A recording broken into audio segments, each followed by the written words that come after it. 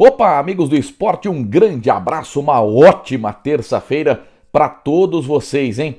Federação Paulista de Futebol voltou a procurar o Ministério Público oferecendo uma bolha para que o Campeonato Paulista seja retomado ou no meio de semana ou no mais tardar no fim de semana, porque não é possível, né?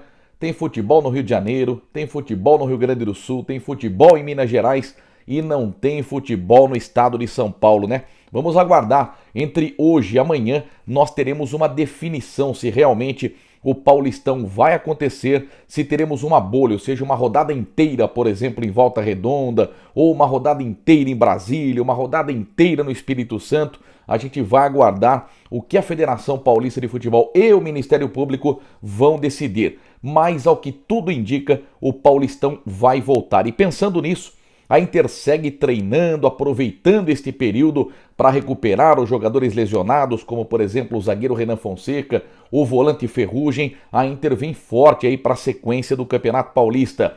A Inter tem uma ficha de inscrição ainda, ou seja, a Inter pode contratar mais um jogador e o prazo de inscrição é sexta-feira.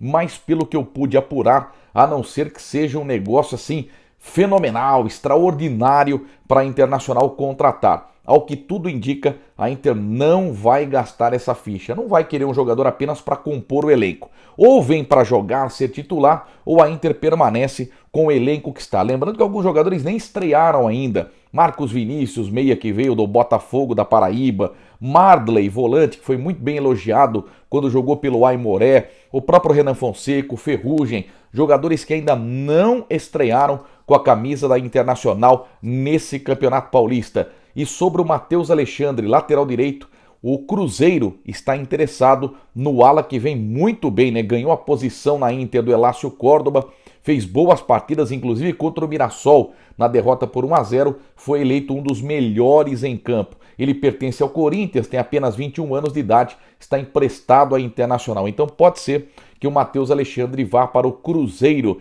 para a disputa da Série B do Campeonato Brasileiro. Bom, hoje tem Santos na Libertadores e que jogo difícil para o Peixe, hein? O Santos joga às 21h30 no Nuevo Gasômetro contra o São Lourenço. Detalhe, o time argentino nunca foi eliminado no mata-mata por uma equipe brasileira. Foram 4 mata-matas.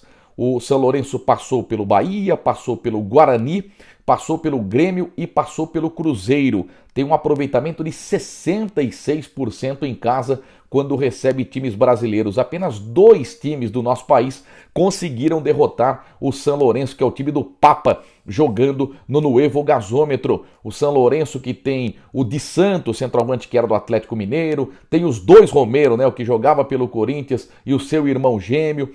O São Lourenço jogou com o time titular na sexta-feira pela Copa da Liga Argentina e venceu o Rosário Central por 2-0, gols do Romero e também do Di Santo. Enfim, é um time que vem embalado na competição. Na Libertadores, a equipe passou pela Universidade do Chile, né? Empatou por 1-1 fora de casa e ganhou em casa por 2-0. 2 gols, né, do Romero e do Di Santo. Essa dupla que vem arrebentando no ataque do time argentino. O Santos tem problemas. Soteldo demorou para se apresentar, vai começar o jogo no banco de reservas. O volante Sandri, titular absoluto do Ariel Roland, rompeu o ligamento cruzado no joelho, 9 meses afastado, só volta a jogar na temporada seguinte. E o Santos aposta no Marinho, né? O Marinho ficou muito tempo afastado, se recuperando, pegou Covid-19, mas agora está apto, em condição de fazer um grande jogo esta noite. Santos e São Lourenço se enfrentam na Argentina, jogo de volta na próxima terça-feira em Brasília, porque São Paulo continua ainda sem poder receber jogos de futebol. Lembrando que o Santos passou pelo Deportivo Lara da Venezuela, né? Empatou fora de casa por 1-1 e ganhou na Vila Belmiro pelo placar de 2-1. Boa sorte ao Peixe na partida de hoje contra o São Lourenço. Vamos falar do Corinthians, que será cabeça de chave da Copa Sul-Americana, hein? Corinthians e Atlético do Paraná, os 2 brasileiros cabeças de chave. Rodrigo Varanda, né, um menino titular do Corinthians, fim de semana acabou visitando seus familiares em Tatuapé. Ele tem uma filha que mora naquela região, mas ele foi numa quadra de futsal rever seus amigos, não usou máscara e isso causou uma enorme confusão no Corinthians, deixou um clima muito ruim, né? Por porque muita gente tem pego aí a Covid-19 e o Rodrigo Varanda, sem máscara, pode transmitir aí a doença para os outros jogadores corintianos. Tivemos os exemplos, né, do Jô e do Otero, que numa folga foram no resort, entraram na piscina, enfim, causou uma animosidade muito grande que gerou até uma reunião entre o Duílio Monteiro Alves e a Gaviões da Fiel. Então vamos aguardar para que o Rodrigo Varanda se desculpe, né? E não faça mais o que fez, né? O Corinthians desmentiu a contratação do Aleph Manga, né? Atacante do Volta Redonda, 9 gols em 9 jogos, tá arrebentando no Campeonato Carioca, mas o Corinthians não tem interesse no jogador.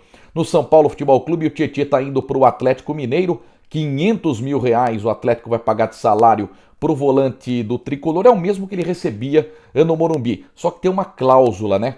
Se ele fizer 25 jogos, o Atlético Mineiro paga integral o Tietê, né? Paga o valor do seu passe. Então, um negócio de risco aí, São Paulo, Atlético Mineiro, o Tietê jogando no Galo a pedido do técnico Cuca. Sobre o Palmeiras, o Verdão pode ganhar R$12 milhões aí nessas duas próximas semanas, né? O título da Recopa Sul-Americana contra o Defensa e Justiça vale R$7 milhões e o título da Supercopa domingo, jogo único. Palmeiras e Flamengo em Brasília, valendo R$5 milhões, é dinheiro, barbaridade. O Dudu, atacante que está no Al Duhail do Catar, deu uma entrevista no fim de semana, disse que pode voltar ao Palmeiras. Se ele cumprir os 3 anos de contrato, ele retorna ao Verdão com 31 anos. O Al Duhail que tem que exercer o poder de compra esse ano, hein?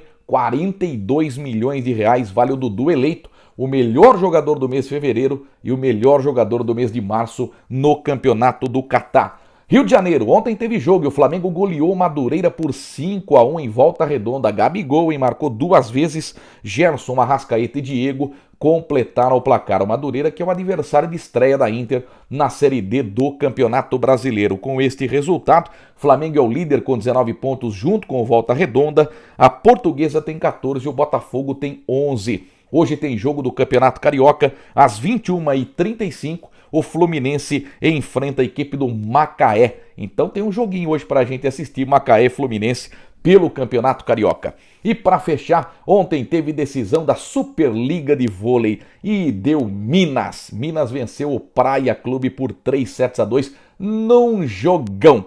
E olha, é o tricampeonato de Minas. Minas perdeu apenas 2 partidas em toda a competição. E o que eu mais fiquei feliz no jogo em Saquarema é que tem uma limeirense no elenco de Minas, que foi tricampeão da Superliga. É a Camila Mesquita. Parabéns, viu, Camila? Um beijo no seu coração. Acompanhei a carreira dessa menina desde criancinha, né? E hoje ela brilhando na Superliga de Vôlei, sendo campeã com o Minas. Tá bom? Amanhã a gente volta com mais um Boletim Esportivo. Edmar Ferreira é Pimba.